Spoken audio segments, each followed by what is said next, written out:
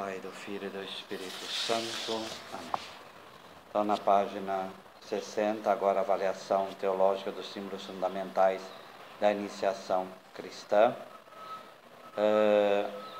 Então, antes, aí no objetivo pascal, antes da comunhão, da vigília pascal, na qual os adultos foram batizados e confirmados, celebrando para advertir brevemente os neófitos sobre o valor desse mistério tão grande que é a culminação da iniciação e o centro de toda a vida cristã. Então, depois de confessar com fé viva o mistério pascal de Cristo, aproximam-se e recebem aquele mistério significado pela ablução da água, e depois de confessar a Santíssima Trindade, a mesma Trindade invocada pelo celebrante age admitindo entre os filhos de adoção seus eleitos, agregando-os a seu povo. Ao se relacionar o sacramento da confirmação com o batismo, significa-se a unidade do mistério pascal e o vínculo entre a missão do Filho e a fusão do Espírito, e a conexão de ambos os sacramentos, nos quais desce uma e outra pessoa divina, juntamente com o Pai, sobre os batizados. Então, depois disso, nós vamos aprofundar mais para frente isso, mas, como nós já dissemos em outra aula, primeiro, essa fé que é colocada durante todo o processo catecumenal, agora é exteriorizada através da profissão de fé. Então é edício redício, então é dada, depois agora ela é restituída, e ao mesmo tempo o sacramento da confirmação com o batismo significa essa unidade no mistério pascal. É a mesma coisa da unicidade que mostra entre a celebração da Páscoa e a celebração de Pentecostes, a Páscoa da ressurreição e a Páscoa do Espírito. E isso é significado plenamente nos sacramentos, nessa unidade. As duas mãos do Pai, como vai dizer Santo Irineu, o Filho pelo batismo e o Espírito no crisma, a Trindade assume plenamente essa pessoa que agora é imersa no mistério pascal. Em outros textos, na página 61, segundo parágrafo, os efeitos dessa inserção no mistério de Cristo e na família divina, de forma sintética no mistério do Rica, esses sacramentos, isto é, o batismo, a confirmação e a Eucaristia, são o último grau, etapa em que os eleitos, já perdoados os pecados, se agregam ao povo de Deus, recebem a adoção de filhos de Deus e são conduzidos pelo Espírito Santo à plenitude, outrora prometida, e sobretudo a de pregustar o reino de Deus pelo sacrifício e pelo banquete eucarístico. Então essa é a relação entre os três sacramentos, né? Perdoados, então, o batismo perdoa os pecados e agrega ao povo de Deus pela adoção como filho de Deus. Então não é uma nem outra, é as duas coisas juntas. Então, perdoados os pecados e adotados e perdoados os pecados. São conduzidos ao Espírito Santo a plenitude que é prometida lá em Atos 1, né? Então, ficai em Jerusalém para receberdes o Espírito Santo, né? E essa plenitude para quê? Como em Atos 2, para testemunhar, para proclamar o Evangelho. E aí adentra a Eucaristia, que é esse antegozo do céu, né? Esse antegozo do céu. Então, tudo isso que somos filhos de Deus, perdoados os pecados, para testemunhar, a finalidade vai ser o banquete eterno, que aí a Eucaristia nos traz, né? Toda a oração pós-comunhão sempre mais ou menos, ou seja, depende da festa obviamente, mas normalmente traz essa dimensão de envio, mas também essa dimensão de antegozo, essa dimensão de que vamos viver plenamente na eternidade. Qual a imagem da igreja que a iniciação cristã ela manifesta, né? Então, tem vertentes aqui. Então, a primeira vertente é a vertente missionária da igreja. Entende-se aqui o duplo sentido da palavra. Missionário enquanto receber de Cristo a missão. Eu vos envio, né? Enquanto anuncia e se esforça para esse reino. Então, o primeiro aspecto se manifesta com toda a atividade ministratória. O povo de Deus, representado pela igreja local, deve sempre entender e mostrar que a iniciação dos adultos é tarefa sua e assunto a respeito de todos os batizados. No segundo aspecto dessa dimensão missionária, especialmente na etapa de evangelização e pré-catecumenato, apresenta a missão da igreja, seja propriamente sua tarefa habitual. Então a igreja é missionária, então cooperar ativamente na evangelização da igreja. Então essas duas vertentes. É missão da igreja batizar, ide por todo mundo e batizai, e também aí incorporados à igreja, ou batizado aí, o neófito, ele se torna cooperador da missão. Então é aquilo que o documento de Aparecida de 2007 vem trazendo, né? Discípulos e missionários. Então somos discípulos e missionários, não é discípulo e no sentido de alternativa, mas uma coisa leva consequentemente a outra. Se somos discípulos daquele que foi enviado, somos verdadeiramente também missionários. A vertente maternal é a mais comentada pelos padres em relação ao batismo. Então as imagens de sepulcro e mãe. Então, no venerável texto de Gelasiano, para a bênção da água batismal, embora menos licenciamento, a fórmula abreviada no ritual de Paulo VI, o nome da fonte batismal por úteros eclésia, quer dizer, útero da igreja, porque ali gera novos filhos. Ninguém pode ter a Deus por pai se não tiver a igreja por mãe, a frase de São Cipriano, né? Então o povo de Deus, isto é, a igreja, representada pela comunidade local, tem uma participação de grande importância no batismo das crianças, como a tem também no batismo dos adultos, porque a criança tem direito ao amor e ao auxílio da comunidade, antes e depois da celebração do sacramento. Quanto à confirmação, a primeira afirmação ritual é taxativa.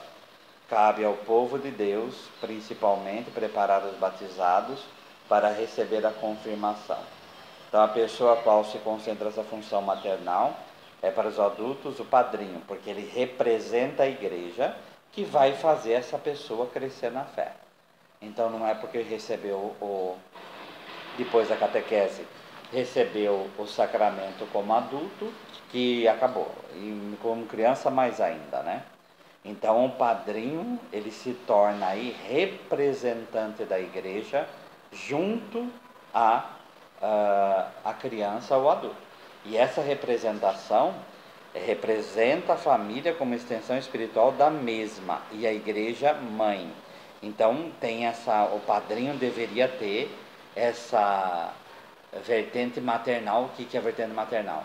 Criar essas pessoas na fé e estruturá-las nessa fé, tá? Então essa não seria algo só pedagógico, né? Só no sentido de ensinar, no sentido intelectual, mas sim como mãe, fazer com que aquela pessoa crescesse. Outra vertente é essa estrutura ministerial.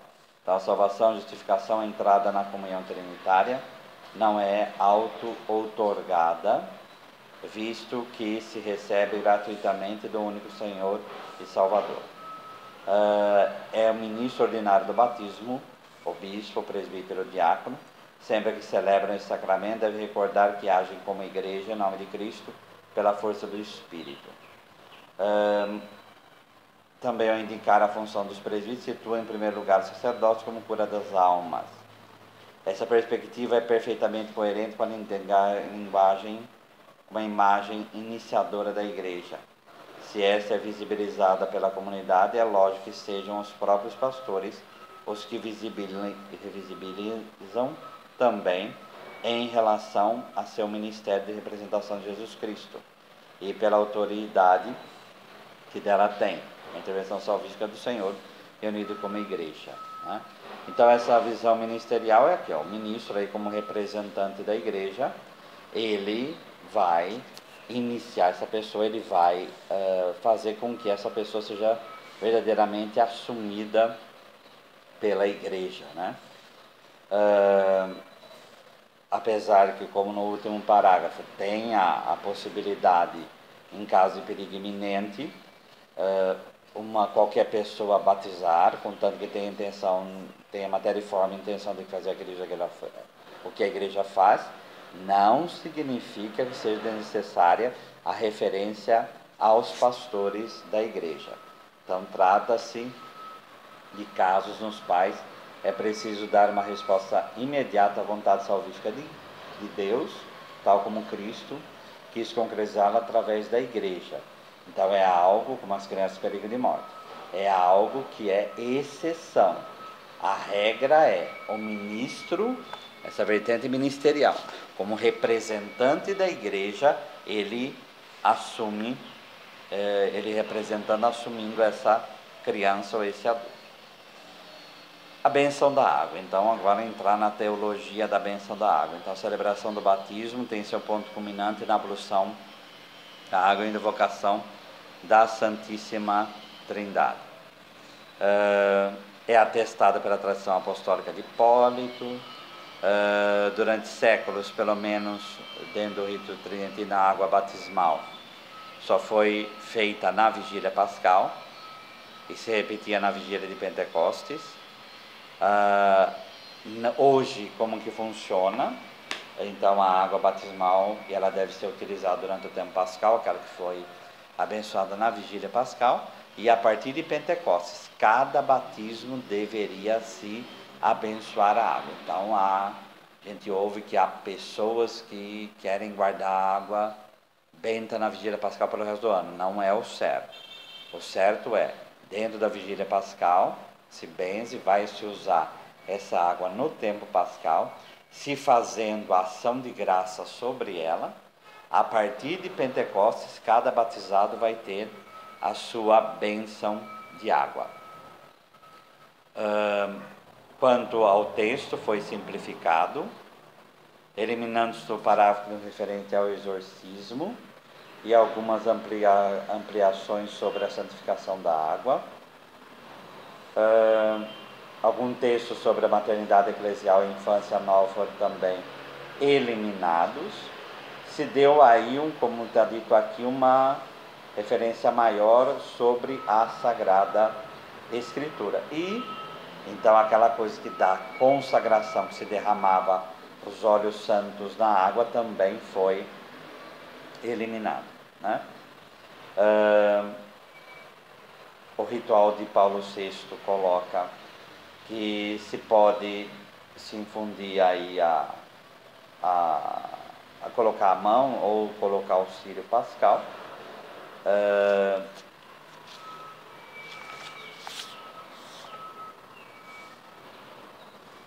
Com efeito, a água, virando a página 64, tem a função purificadora evidente, que não deve se reduzir simplesmente ao aspecto lavado, mas deve ampliar-se o aspecto da morte, perda da constância. Por esse caminho pode-se chegar à simbologia da água sepulcro e as referências à água como lugar tenebroso, caótico e ameaçador. O simbolismo da água purificação é o que dá origem a múltiplos rituais de banho, que em todas as religiões existem, né? O simbolismo natural é também, então no hinduísmo, em relação com o Ganges, ou os muçulmanos, toda a purificação que é feita, também dentro do judaísmo, né? Simbolismo sacramental se situa num plano de maior profundidade, morte, dependendo diretamente do simbolismo bíblico cristão. Contudo, o tema de batismo e purificação está presente no Novo Testamento, que é 1 Coríntios 6, e o tema da água, purificação dos pecados, também no Veterotestamentário, conforme Isaías 1,16. Outra característica da água é ser fonte de vida. Então, aqui o que o texto está fazendo? está trazendo a delimitação simbólica da água. Então, primeiro, a água como purificadora, segundo, a água como fonte de vida. Então, toda aí a visão de deserto que há em Israel e a experiência da água como verdadeira fonte de vida, né? E a saída da água, a imersão, ele é um renascimento, uma recuperação da própria consistência, uma regeneração, nascer de novo. Outra categoria da água aí é essa que determina a simbologia natural da água, a capacidade de saciar a sede, né? Então a Bíblia, especialmente nos Salmos, é abundante nessa imagem, e daí passou a liturgia. São os temas do Espírito como água viva, conforme está em João 7, né? Do servo aí que corre à fonte da sede de Deus, é o famoso Salmo 62, né? Como a corça suspira pela água, né? A visão simbólica da criatura aquae, a recorda o desígnio salvífico do mistério pascal e a razão de escolher a água para realizá-lo sacramentalmente. Por essa bênção, a água recebe a significação religiosa, exprime diante de todos os mistérios divinos que se realizam. Tradução: a bênção da água vem relacionar a água do Jordão santificada pelo verbo que se faz carne e entra nela, né? Então o verbo encarnado, ele santifica as águas, e a bênção vem trazer exatamente aquele fato salvífico para essa água, que agora é a criatura preparada por Deus para a graça do batismo. Na 65, a oração da bênção propõe a memória das maravilhas de Deus que tiveram a água como elemento significativo. Escolhe-se 3 momentos decisivos claramente considerados como típicos pela tradição bíblica e patrística. Sua memória foi mantida invariavelmente nas diversas famílias litúrgicas na literatura da Vigília Pascal. Trata-se da criação, do dilúvio e da passagem do Mar Vermelho, né? A bênção da água começa: ó Deus, que pelos sinais visíveis dos sacramentos realizais maravilhas invisíveis. Então já tem aí uma teologia sacramental, né? Que sinais visíveis do sacramento. Então, o sacramento como símbolo, ele realizado maravilhas invisíveis, ou mistérios. Então, aqui já fica claro aquilo que a gente vê na aula de introdução aos sacramentos. Ao longo da história da salvação, vós os servistes da água para fazer-nos conhecer a graça do batismo.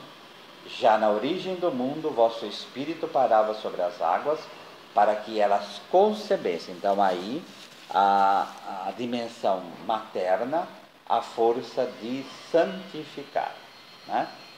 Então, o Gênesis 1:2, apesar de toda a teologia e toda a disputa em cima do verbo pairar, né? O significado aí é, primeiro, a relação do Espírito com a água. Então, apesar do verbo ter toda a celeuma que é feita em cima dele, mas, enfim, uma relação há entre Espírito e água, né? Então, essa incorporação ao novo Adão, através da entrada nas águas primordiais, em virtude dessa virtus santificante, quer dizer, Deus usa a água para santificar o ser humano e nascer de novo, ou nascer de cima, conforme João 3,5. Lembrar que anotem lá, a expressão grega é tanto nascer de novo como a nascer de cima. Então, se brinca com essa palavra ali, né? O homem que renasce no batismo é um homem imagem e semelhança de Deus. Então, recupera pelo mistério pascal a imagem primeira que esse homem tinha. Então, vamos lá. O caráter maternal, tá? Então, está escrito aqui na bênção batismal: concebesse a força de santificar. Novo Adão no novo Adão. Somos novos homens, novas mulheres no novo Adão, que é Cristo Jesus. Nascer de novo, o renascer, tá? E aí voltar à plena imagem e semelhança de Deus, e aí a comunhão com Ele, tá?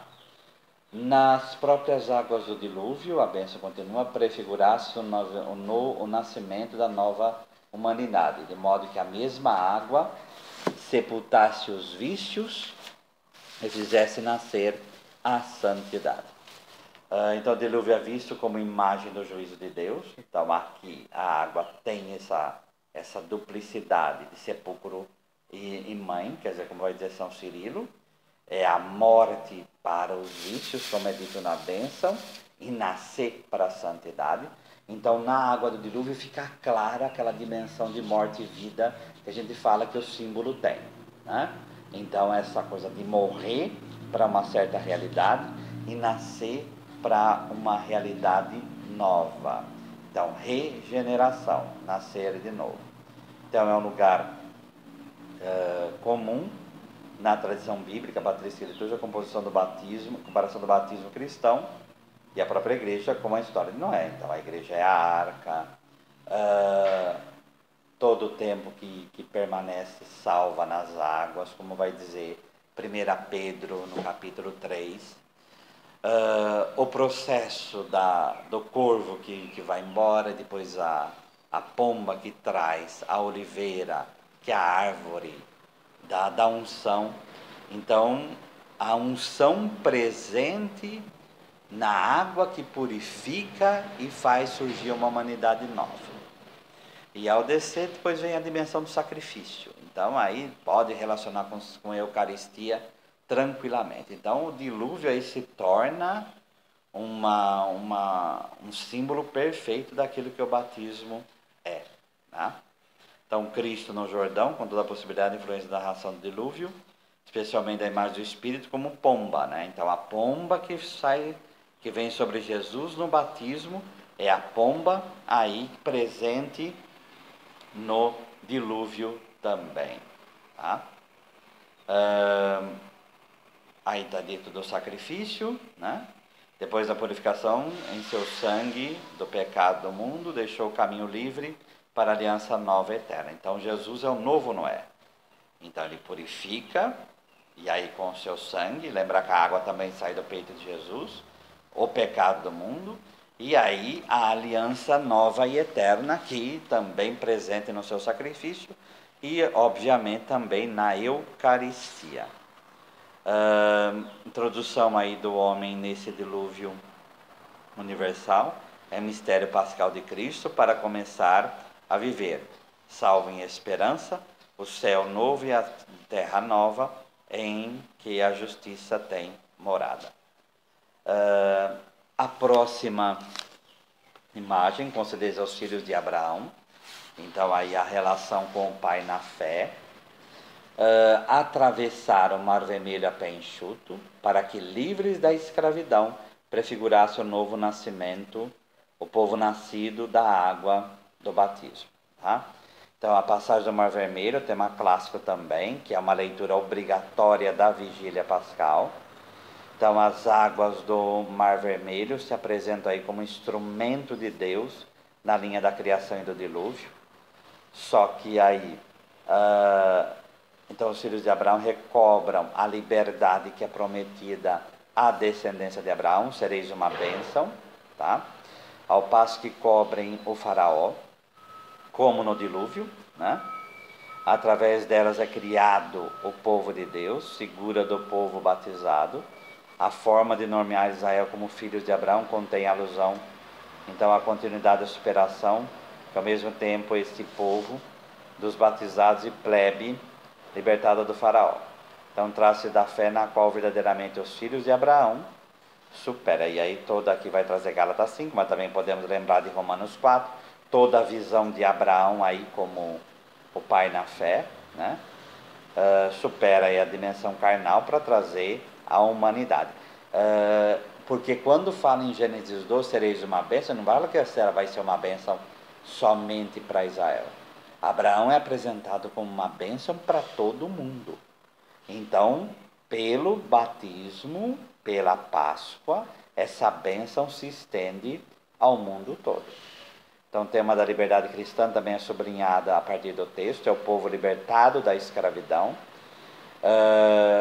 Essa escravidão, a escravidão do faraó, mas obviamente também figurada a escravidão do próprio pecado, né?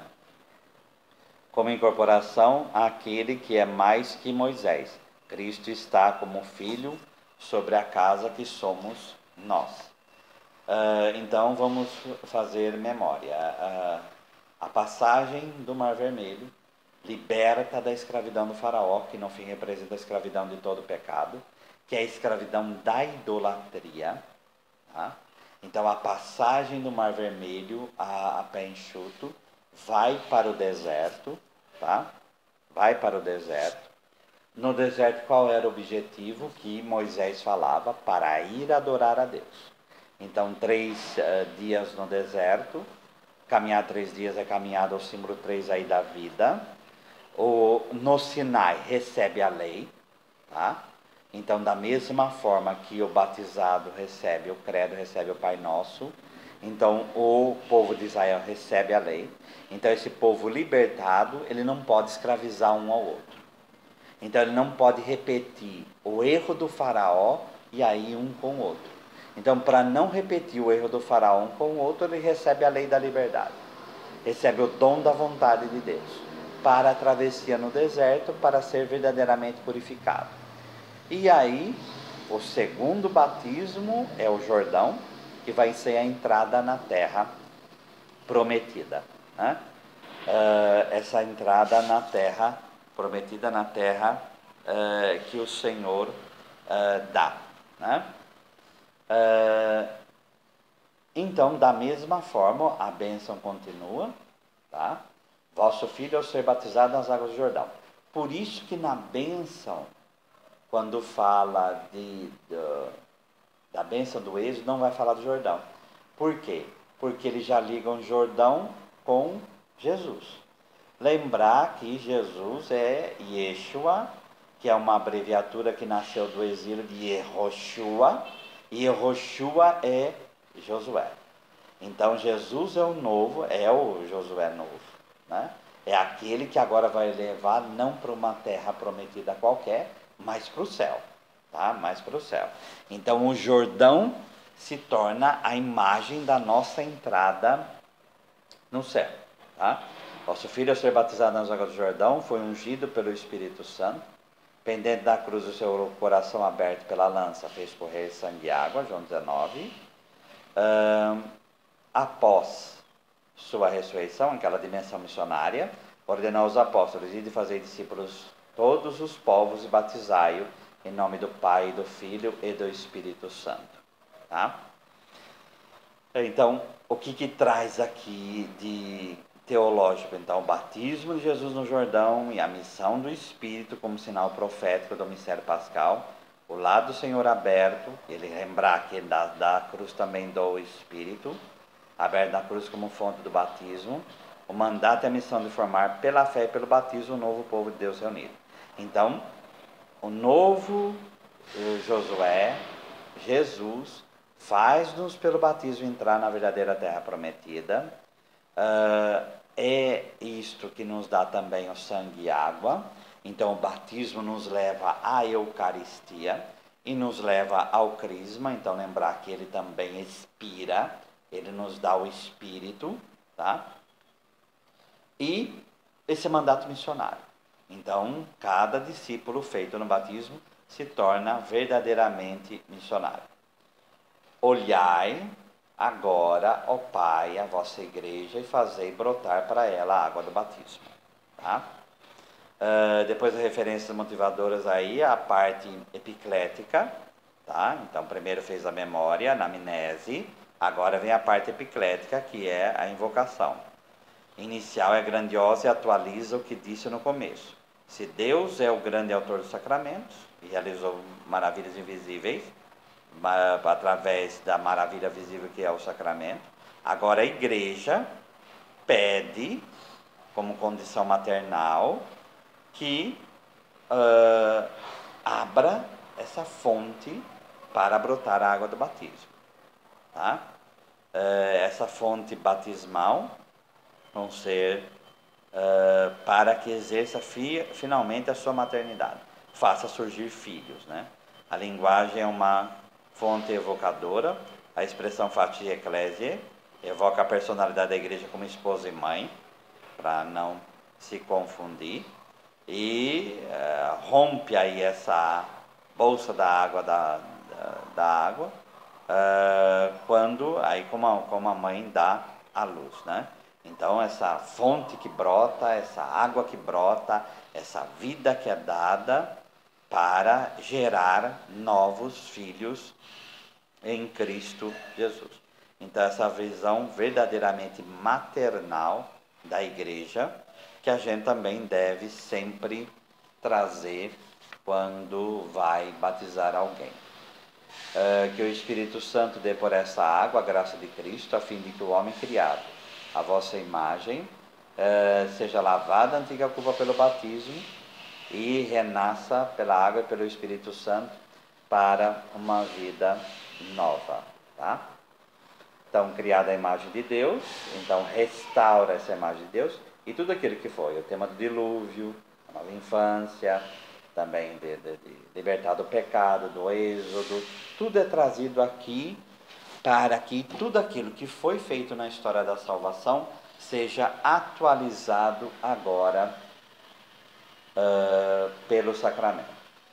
E na letra G aí, o paralelismo encontra a relação de Filho e Espírito, aqui como Eucaristia, a mediação e a finalidade cristológica, da participação no mistério pascal, passagem da consepultura, a ressurreição e a vida. Enquanto na Eucaristia se pede a transformação dos dons, realidade materiais, para que passe a ser corpo e sangue do Senhor da glória, aqui se pede a eficácia da ação batismal, sem nenhuma referência à transformação da água, tá?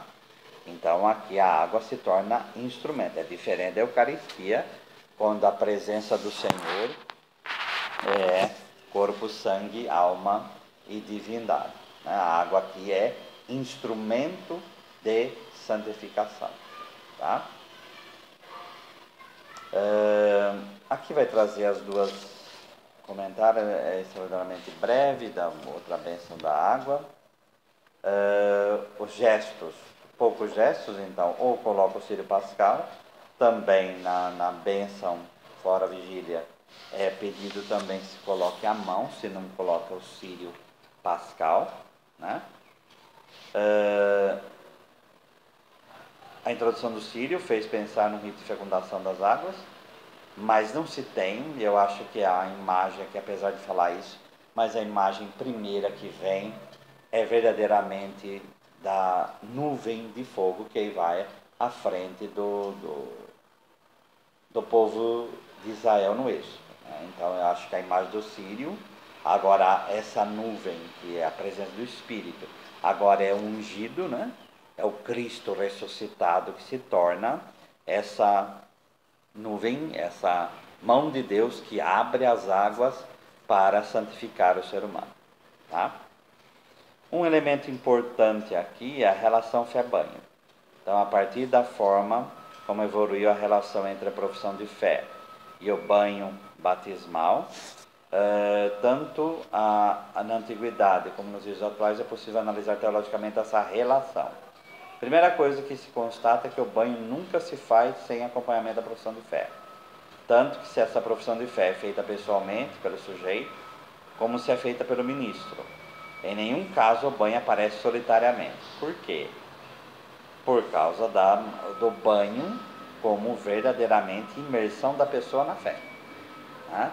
Então o banho, ele não é algo mágico, né? Ele é sacramento. E o que ele faz? Ele coloca a presença de Deus, a palavra de Deus no coração, tá? A palavra que purifica, conforme João 13. Com efeito, a palavra, que unida ao elemento, o banho de água, constitui o sacramento em toda a sua integridade santificadora. Quem que é o autor disso? Quem está por trás disso é Santo Agostinho, né? Em outros termos, a proclamação da fé da igreja. Então, a partir desses elementos fundamentais, pode-se avaliar maior ou menor intensidade simbólica com relação à profissão de fé, banho nos diversos rituais e através da história.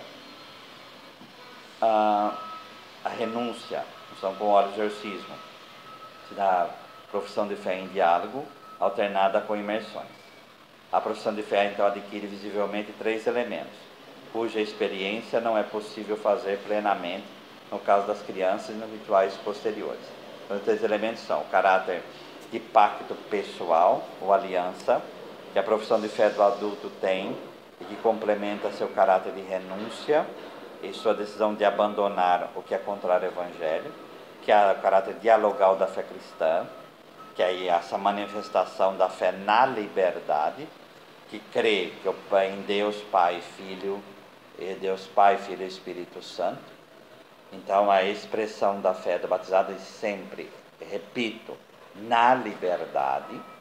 O caráter de selo, então ele sela o cristão, então como se ele pegasse essa palavra de Deus, ele pegasse o próprio Deus e selasse a pessoa, que é o esfraguis na tradição patrística. Então a água, ela vai fazer este papel.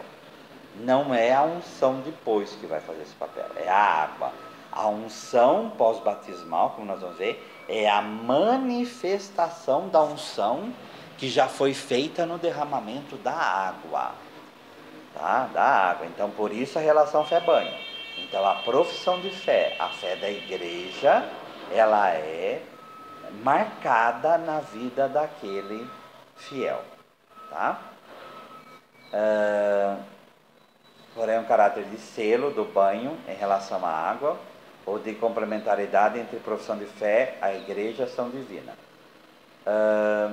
A renúncia daí no caso do batismo de criança, então a fé é aliança, embora não diretamente em relação ao sujeito do batismo. Em compensação, o caráter dialogal da fé cristã, com participação na fé da igreja, é enfatizado para mudar o vínculo da proclamação verbum fidei, a forma do sacramento, por parte do ministro e no momento do batismo. Com efeito, o ministro faz constatar, depois da profissão de fé dos pais, que esta é a fé da igreja. Tradução: o pai e a mãe, eles representam a igreja ali, tá?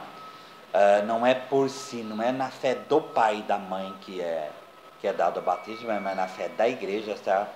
Esta é a fé da igreja que sinceramente professamos, razão da nossa alegria em Cristo Jesus, tá? Então é essa dimensão, eles representam a fé da igreja ali, tá? Porque batizar a criança é o maior presente que um pai e uma mãe pode dar, é a fé. Então já se marca aquela criança na fé, e essa fé, essa pertença a Deus, vai pela catequese, pela instrução, pela educação, se manifestar durante a vida toda da criança, tá? Então, fazer aquela criança crescer em graça, como está lá no final do capítulo 2 de Lucas. Se Jesus crescia em dado sabedoria e graça diante de Deus, diante dos homens, então também a criança pode crescer em graça, né? Também ela pode crescer em graça, tá?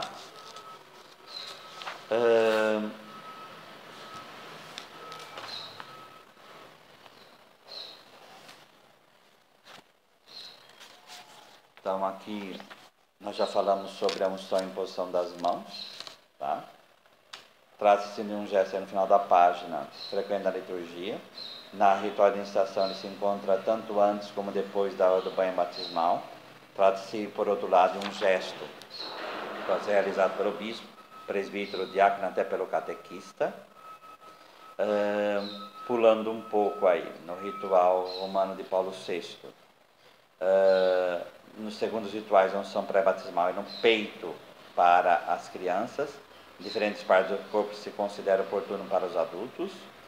Tem um caráter aí de rito preparatório, que é toda a vida cristã batismal. Então essa signum roboris é esse símbolo de força, de virtude, de novamente força, né? Virtus Christi, de força em Cristo Jesus, para que essa criança ou esse adulto possa lutar verdadeiramente para se tornar um cristão, tá? No coração, no peito, por quê? Porque é o lugar da decisão humana, né? Então ali, como o publicano batia no peito, aí há esse processo de fortalecimento da vontade da pessoa para que ela possa lutar contra o mal. Tá? No final, atendendo à prática antiga de unir a profissão de fé com a tríplice imersão, apenas a coerência dessa unção e seu significado. No próximo, a página 71, essa preparação do eleito para o batismo com profissão de fé e banho simultâneo poderia ser a linha de que interpretar a variedade dos sentidos que se dá às unções, às catequeses mistagógicas, rituais de diversas famílias litúrgicas. Então, esse processo das várias unções, que tem outros rituais, para verdadeiramente fortalecer a pessoa nesse processo. Lá no final da página, eu estou correndo porque nós já vimos isso, é preciso começar destacando esse elemento. Não se trata com efeito apenas de óleo, como a unção dos catecúmenos, mas de um composto de fazer, é preciso fazer mistura de óleo com bálsamo, unção pós-batismal, ou perfume, e muitos perfumes na igreja oriental. Então, a unção pós-batismal, o símbolo do odor de Cristo, né? Porque odor, porque é o testemunho, né? O testemunho você faz a pessoa sentir a presença de Deus sem falar. É pela própria vida que as pessoas vão sentir o odor de Cristo. Então esse é o símbolo da unção, que já é dada essa pós-unção para o batizado, porque fala que no batismo essa força do Espírito já está presente, mas no crisma isso é feito de forma plena.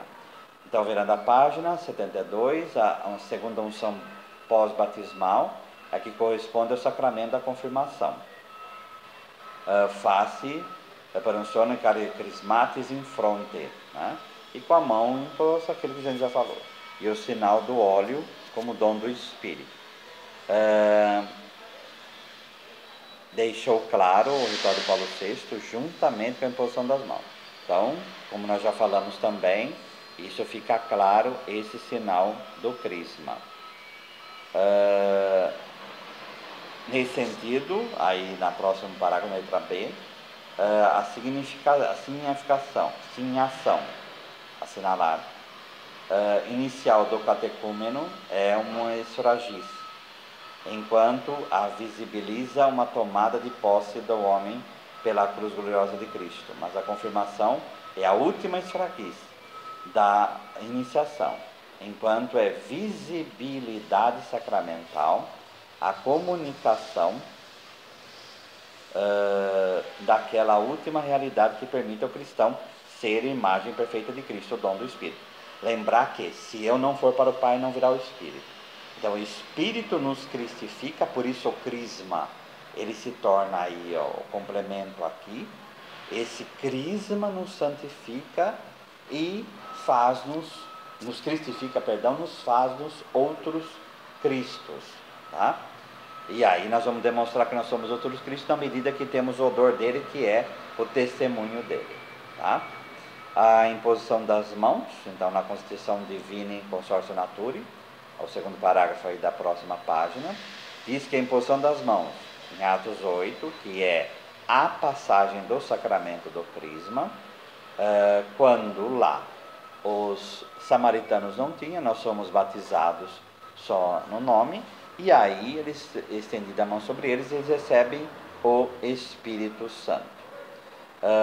Um sinal mais específico da doação do Espírito, de preferência à unção. Por isso que se uniu, né? Então, na hora do crisma se impõe as mãos e ao mesmo tempo unge, para ficar claro essa doação do Espírito. A fórmula do Espírito, que nós já falamos também, se foi trabalhando isso. Então, primeiro era, aqui vai dizer várias fórmulas, que eu não vou entrar nisso, mas é principalmente o quê? Antes é receber os dons do Espírito Santo. Então, na nova fórmula, recebe o Espírito Santo, o dom de Deus, para frisar que o sacramento do crisma é o sacramento do Espírito Santo, né? Dessa plenitude do Espírito, né? Nós damos graças por todos os vossos benefícios, vós que viveis e reinais pelos séculos dos séculos. Amém. Em nome do Pai, do Filho e do Espírito Santo. Amém.